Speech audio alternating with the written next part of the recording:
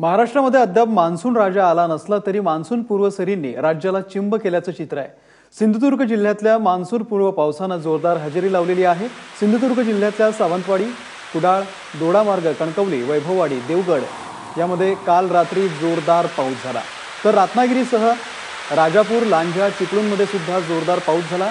या पावसामुळे काही काळ वीज पुरवठा खंडित झाला होता।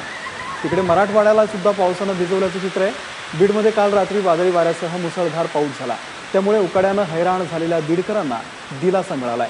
बीडमधला हा पहिलाच पाऊस असल्यानं अनेकांना भिजण्याचा मनमुराद आनंद लुटता आला। तर तिकडे सांगलीमध्ये सुद्धा सकाळपासून पावसाची रिपरिप सुरू आहे, त्यामुळे वातावरणामध्ये गारवा निर्माण झालाय। पावसाच्या या सरींमुळे सांगलीकर सुखावलेले आहेत।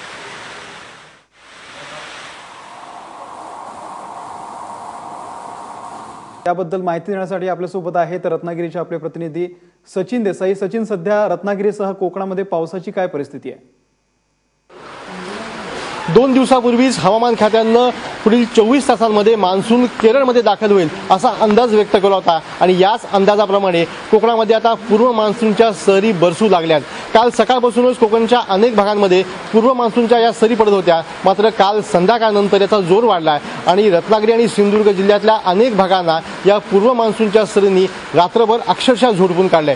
जी स्थिती काल संध्याकाळी रात्री होती ती स्थिती आज सकाळीही पाहायला मिळते। आज सकाळपासूनच रत्नागिरी आणि सिंधुदुर्ग या दोन्ही भागात, विशेषतः किनारपट्टीच्या भागामध्ये पावसाचा हा जोर पाहायला मिळतोय। माझ्या मागे जर आपण पाहू शकलात तर अनेक सखल भागांमध्ये पाणी साचू लागले, नद्याही पुन्हा दुथडी भरून वाहायला लागल्या आणि संपूर्ण कोकण पुन्हा एकदा या मान्सूनच्या सरींनी चिंब झालेलं पाहायला मिळतंय।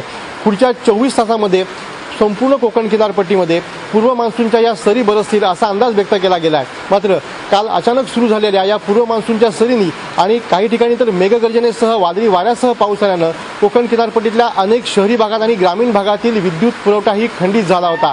पुढील काही तास संपूर्ण कोकण किनारपट्टीमध्ये पूर्व मान्सूनच्या या सरी बरसत राहतील असा अंदाजही व्यक्त केला गेला आहे।